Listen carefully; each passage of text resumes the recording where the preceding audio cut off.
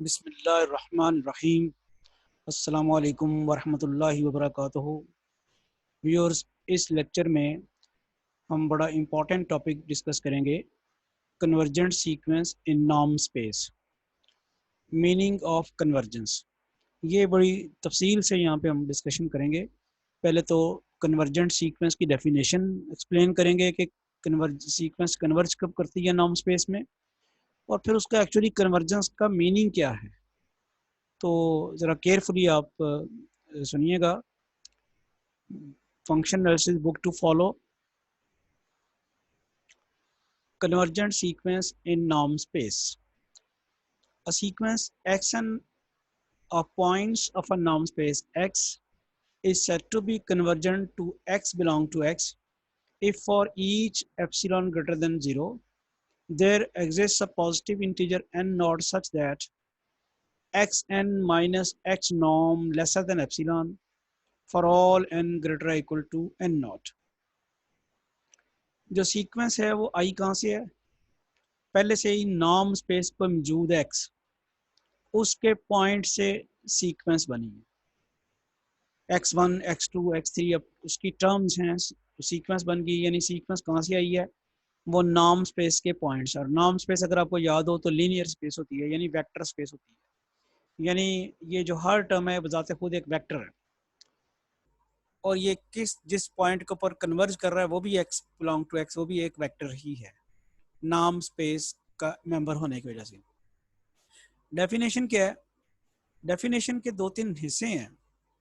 For each, ये जो for each लिखा हुआ ना, ये बड़ा ही इंपॉर्टेंट वर्ड है। इसकी आगे हम वजाहत करते हैं कि इसका क्या मीनिंग है। For each epsilon greater than 0, कोई भी एप्सिलॉन ग्रेटर देन 0 अगर लिया जाए तो उसके बाद ये देयर एग्जिस्ट की भी बड़ी इंपॉर्टेंस है। दो लफ्जों की बड़ी इंपॉर्टेंस है कि किस किस की? एक फॉर ईच और एक ये जो लिखा हुआ है देयर एग्जिस्ट। अब ये मैं इसका मीनिंग हम आगे चल के एक्सप्लेन करते हैं कि इसका मीनिंग क्या है। A sequence xn of points of a noun space x is said to be convergent to x belongs to x if for each epsilon greater than 0 there exists a positive integer and not satisfying this condition। ये अब ये condition वैसे है क्या? xn minus x norm का मतलब क्या होता है? यानी xn माइनस x नॉर्म का मतलब है distance between xn and x, और distance between xn and x is lesser than epsilon for all n greater equal to n naught. इसको समझने के लिए ना हम कुछ वैल्यूज सपोज कर लेते हैं। फर्ज करें हम इस डेफिनेशन को समझने के लिए एप्सिलॉन 1 रख लेते हैं, ठीक है जी। अब वो for each epsilon greater than 0 है, यानी कोई भी ग्रेटर देन 0 नंबर लें तो इसके मुताबिक क्या होना चाहिए? एक नेचुरल नंबर एग्जिस्ट करना चाहिए।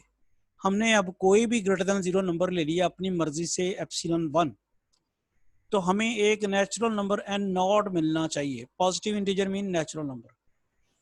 ये बात फॉलो कर ली है? ये जो है ईच एप्सिलॉन ग्रेटर देन 0 के लिए, कोई भी एप्सिलॉन ग्रेटर देन 0 जब हमने लिया, हमने 1 लिया है, हमें अब एक नेचुरल नंबर n नॉट मिलना चाहिए। मैं सपोज कर लेता हूँ आपको सिर्फ समझाने के लिए कि जब मैं एप्सिलॉन 1 लेता हूँ तो सपोज करता हूँ कि n नॉट मेरे पास 100 है। ये जस्ट अजम्पशन है, ये फैक्ट नहीं है, ठीक है। ये जस्ट मिलना तो है ना। जब आपने ये इसके मुताबिक for each epsilon greater than 0 there exist a positive integer n naught, कोई भी एप्सिलॉन ग्रेटर देन 0 नंबर लें तो कोई n नॉट जरूर मिलेगा। मिलना तो लाजमी है, तो जो मिलना है उसको मैंने अज्यूम कर लिया, लेट्स सपोज कि वो 100 है। अब अगली सिचुएशन देखते हैं कि अगली सिचुएशन क्या है। वो फिर क्या बन जाएगी? ये 1 जो है रिलेशन आपकी क्या बन जाएगी? अगर आप एप्सिलॉन की जगह 1 डालें और n नॉट की जगह 100 डालें तो फिर क्या बन जाएगा? xn minus x norm lesser than 1 for all n greater equal to 100। अब इसको क्रिटिकली इस सिचुएशन को देखते हैं कि इसका मीनिंग क्या है। इसका मीनिंग ये है कि जब मैं n की जगह 100 डालूं तो ये आ जाना चाहिए। इसका मीनिंग तो यही है ना, आपको नजर आ रहा है। ये यहाँ पे लिखा हुआ है for all n greater equal to n naught, for all n greater equal to 100। जब आप n 100 डालें तो मैंने डाल दिया 100, तो सिचुएशन क्या बन जानी चाहिए? X 100 minus x norm lesser than 1। अब ये और यहाँ पे रुकेगा इतनी बात, वो ये कह रहा है कि for all n greater equal to 100, यानी 100 डालें, 100 से बड़ा भी कुछ डाला जा सकता है। फॉर ऑल कब है तो डाला क्यों नहीं जाएगा, सारे 100 से बड़े आएंगे इसमें। तो 101 जब हम डालते हैं, एक्स एन की जगह 101 करते हैं, तो तब भी ये कंडीशन सेटिस्फाइड रहनी चाहिए, क्योंकि वो क्या हुआ है 100 और 100 से बड़े। तो मैंने 101 डाला, तो वो उसका एक्स 101 माइनस एक्स नॉर्म भी लेस देन 1 होगा, फिर यहाँ बात रुकेगी नहीं। 100 से बड़े तो और बहुत से हैं। 102 डालूँ अगर मैं, x 102 minus x norm, this should also laser than 1। तो ये सिलसिला चलता जाएगा, लेकिन जो हमें पता नहीं है, यानी ये तो चलता जाएगा, ये ख़त्म नहीं होगा। X 100 minus x norm lesser than 1, x 101 minus x norm lesser than 1, x 102 minus x norm lesser than 1। इसी तरह 103 104 आगे डालते जाएंगे तो वो लेस देन 1 नाम आता जाएगा। लेकिन जिनका पता नहीं है, वो जिनके बारे में उसने कोई इंफॉर्मेशन नहीं दी, वो 100 से पहले वाली टर्म्स है, यानी but we are not sure about terms. कौन कौन सी हैं? फर्स्ट टर्म x1 के बारे में कोई पता नहीं है, x2 के बारे में नहीं पता, x3 के बारे में नहीं पता, x99 के बारे में नहीं पता, क्योंकि ये वाली जो कंडीशन यहाँ पे उसने लिख दी थी, ये कंडीशन जो होल्ड कर रही थी, ये सिर्फ उनके लिए कर रही थी, ये सिर्फ उसके उनके लिए उसने बताई हुई है यकीन से, जिसमें n ग्रेटर इक्वल टू 100 है, और बाकी किसी के बारे में इंफॉर्मेशन कुछ नहीं दे के गया, यानी किसी के बारे में ये नहीं कह के गया कि बाकियों के साथ क्या होगा। अब वहाँ हम डाउट में हैं कि x99 और x का डिफरेंस दिया जाए, डिस्टेंस दिया जाए, तो क्या 1 से वो छोटा होगा, बराबर होगा कि नहीं होगा, तो कोई गारंटी नहीं है किसी चीज़ की, सिर्फ गारंटी इसी चीज़ की थी। 100 और 100 से आने वाली जो टर्म x100 और उससे आने वाली जो टर्म्स हैं, उनका डिस्टेंस अगर x से लें, वो 1 से छोटा है। पहली वाली टर्म्स की कोई गारंटी नहीं है, वो छोटा हो भी सकता है, नहीं भी हो सकता। अच्छा, अब चूंकि बात डिस्टेंस की हो रही है, तो ज़रा थोड़ा सा इसको एक्सप्लेन करने के लिए हम ये करते हैं। अब आगे देखें ना, वेदर देयर डिस्टेंस, ये उसने ये बताया कि इनके बारे में कोई गारंटी नहीं है, but we are sure about terms this, but यहाँ लिखना चाहिए but we are not sure about, ठीक है ना, यहाँ थोड़ी सी ठीक इसको कर जी। यहाँ तक तो हमें कंफर्म है कि x100 और उससे ऑनवर्ड जो टर्म्स हैं उनका डिस्टेंस जब x से लिया जाएगा तो लेस देन 1 होएगा, but we are not sure about terms. इन टर्म्स के बारे में हमें कोई पता नहीं है, x1 x2 x3 up to x99, इनके बारे में कुछ पता नहीं है। Whether their distances from x are less than 1 और नॉट, क्या इनके डिस्टेंसेस x से लिए जाएं तो 1 से के छोटे होंगे या नहीं होंगे, ये हमें या इनके बारे में नहीं पता। अच्छा, अब इस सिचुएशन को ज़रा और डीपली स्टडी करते हैं। बात हो रही है x से डिस्टेंसेस की, टर्म्स का डिस्टेंसेस लिए जा रहे हैं x से, ये गौर करें। x100 यहाँ भी है, x फिक्स्ड है, और xn n चेंज हो रहा है, तो xn जो है वो डिफरेंट आ रहे हैं, लेकिन x जो है वो फिक्स्ड है, जिस पॉइंट के ऊपर सीक्वेंस ने कन्वर्ज करना है।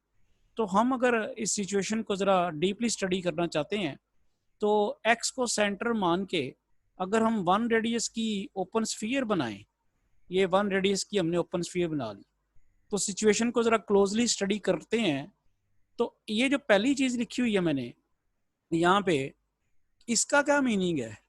x100 minus x less than 1, इसका मीनिंग क्या है? इसका मीनिंग ये है कि x100 और x का डिस्टेंस लिया जाए तो 1 से छोटा है।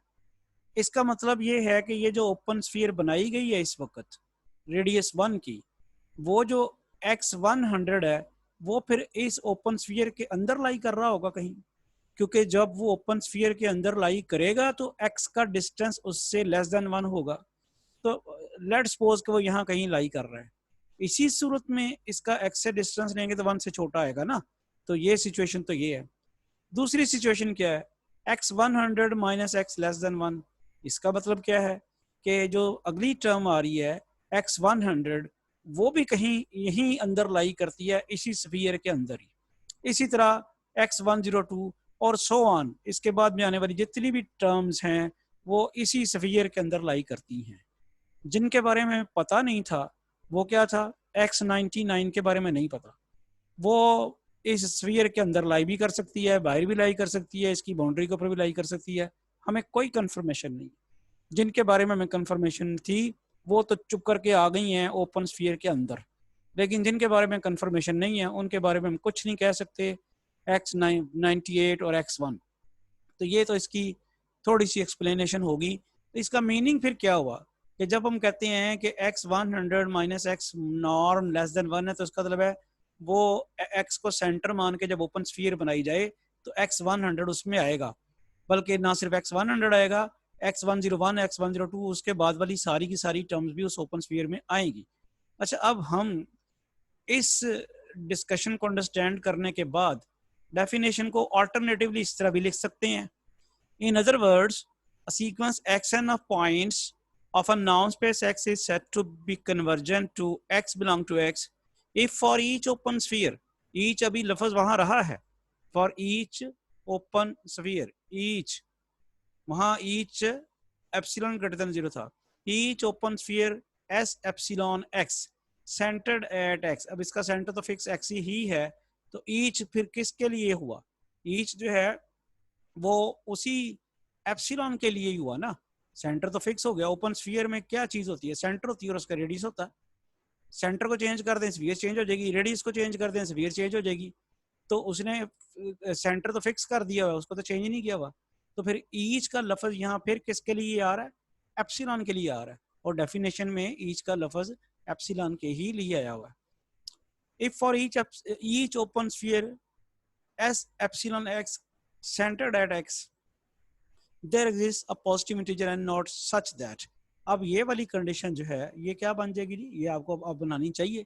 ये वाली कंडीशन में लिखने लगा हूँ, इसका मीनिंग क्या वैसे अगर आप बताएं तो, जब मैं ये कह रहा हूँ Xn minus x norm lesser than epsilon for all n greater equal to naught, तो मैं एक्चुअली ये कह रहा हूँ कि अगर मैं जैसे यहाँ पे किया था X को सेंटर मान के ओपन स्फीयर बनाऊं तो X एन टर्म जो है उस ओपन स्फीयर के अंदर होंगी। तो यही कहा था ना यहाँ पे, यही यही कहना चाह रहे थे हम। ये जो हमने x n minus x norm lesser than epsilon for all n greater equal to n naught का जो हमने स्टडी किया, तो उसका मीनिंग तो यही निकला कि ओपन स्फीयर जिसका सेंटर एक्स है और रेडियस 1 है उसके अंदर सारी की सारी टर्म मौजूद होंगी। तो अब इस वक्त ओपन स्फीयर का रेडियस क्या बनेगा, एप्सिलॉन। तो हम क्या कहेंगे, x n belong to S epsilon x for all n greater equal to n naught. तो ये आपको समझ आ गई कि ये दोनों चीज़ें जो हैं एक दूसरे के इक्वलेंट हैं। वो कह देना या ये कह देना एक ही बात है।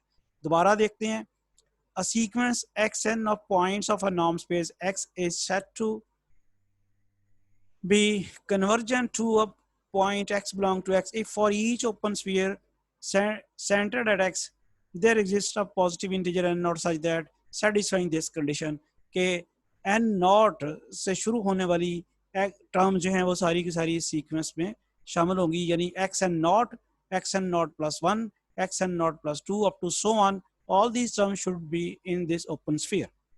So we can use this alternative definition as well. बाज का ना रियल एनालिसिस और कॉम्प्लेक्स एनालिसिस के भी और रियल एनालिसिस के भी और फंक्शन एनालिसिस के भी कुछ थ्योरम प्रूव करने के लिए ना ये वाली डेफिनेशन से ज्यादा बेहतर ये रहती है ओपन स्फीयर वाली। The condition means that action must, अब इसका मतलब क्या हुआ अब ये मैं उस तरफ आता हूँ जो मैंने कहा था ईच और ईच का लफ्ज बड़ा इंपॉर्टेंट है और देयर एग्जिस्ट पॉजिटिव इंटीजर, इसके भी बड़ा इंपॉर्टेंट है। This condition means that x n must to close to x for all sufficiently large and it is usually denoted by x n converges to x या x n approaches to x, x n minus x norm approaches to 0 या फिर limit n approaches infinity x n is equal to x. अब उसको understand करने के लिए किस तरह एक्स एन एक्स को किस तरह अप्रोच करता है ये समझने के लिए हम ये करते हैं, ये जो कहा हुआ था ना ईच एप्सिलॉन ग्रेटर देन 0, तो जब मैं एप्सिलॉन ग्रेटर देन 0 पहले तो मैंने 1 लिया था, अब अगर मैं 1/2 ले लूँ छोटा कर दूं तो अभी भी तो ग्रेटर देन 0 है ना। जब मैं 1/2 लूंगा तो स्फीयर जो बनेगी उसका रेडियस मैंने हाफ कर दिया, ये स्फीयर बन गई। अब आप इस सफ़ियर को बनाते हुए देखें, एक बड़ी चीज़ इंपॉर्टेंट हुई है कि पहली सफ़ियर में जो टर्म्स अंदर थी सफ़ियर के, वो अब निकल गई हैं बाहर। सफ़ियर के पहले जो सफ़ियर बनी हुई थी रेडियस 1 की, उसके अंदर अच्छी खासी 101, 100, 101, 102 वाली टर्म मौजूद थी। x100, 101, 102 ये सारी मौजूद थी। जैसे ही आपने रेडियस उसका हाफ किया है तो सफ़ियर छोटी बनी है, तो वो टर्म्स ही बाहर निकल गई हैं। लेकिन अब ये तो नहीं ना कि टर्म अब इसमें आएगी कोई नहीं, क्योंकि वो तो ये कह रहा है, वो तो उसने कहा कि for each epsilon greater than 0 there exists a positive integer. तो फिर एक इंटीजर और एग्जिस्ट करेगा, ये नहीं। अब यकीनन 100 तो नहीं होगा। 100 होने का मतलब ये था, अगर मैं 100 हूँ तो 100 होने का मतलब ये होना था कि x100 जो है वो s1/2x में मौजूद है। लेकिन ये तो आपने देखा कि ये जो ओपन स्फीयर बनी है इसमें x100 तो मौजूद ही नहीं है। इसका मतलब है ये तो पहले ही खारिज हुई है, इनका तो पहले ही पता नहीं है। x1 से लेके x99 तक तो पहले से ही उनका ही नहीं, पहले ही नहीं पता बड़ी ओपन स्फीयर में भी है कि नहीं है। अब और कुछ निकल गई है बाहर, तो अब हमें नेचुरल नंबर मिलना तो ज़रूर है। तो जहरी बात है वो 100 तो नहीं मिलेगा, 100 से कोई बड़ा मिलेगा। और वो जो 100 से बड़ा मिलता है, मैं सपोज फिर कर लेता हूँ कि वो 1000 है। अब अगर वो 1000 है तो अब जो जो सफ़ियर आपने बनाई है, इस सफ़ियर के अंदर क्या होगा, एक्स 1000 का तो पता है कि वो इसमें होगी, 1001 एक्स 1001 भी होगी, उससे बाद में आने वाली भी होंगी, लेकिन पहले वाली का कोई पता नहीं है। अगर मैं ये काम करता रहूँ, ये जो फॉर ईच का चक्कर यहाँ पे है, for each epsilon greater than 0, अगर मैं अभी एप्सिलॉन और ही छोटा कर दूं, 10⁻⁻10 कर दूं, तो फिर क्या होगा, फिर भी वो रे रहा तो पॉजिटिव ही, ठीक है ना। लेकिन छोटा इतना हो गया, अब उसके अंदर भी टर्म आनी है। उस सूरत में एन नॉट हो सकता है कि 1 करोड़ हो जाए, तो फिर क्या होगा, यानी ओपन स्फीयर और छोटी हो जाएगी। जब और ओपन स्फीयर छोटी हो जाएगी तो उसके अंदर भी ओपन टर्म्स आनी है लाजमी। उसके अंदर जो टर्म्स आनी है वो तो एक्स के ओवरलैप नहीं कर रही होंगी। फिर जब आपका रेडियस ही बहुत छोटा हो गया है और टर्म्स उसके अंदर आनी लाजमी है, तो फिर वो क्या हो रहा होगा, सिचुएशन क्या हो रही होगी कि वो टर्म जो है वो ये सिचुएशन लेके आ रही होगी कि वो टर्म्स बिल्कुल एक्स को अप्रोच कर रही होगी।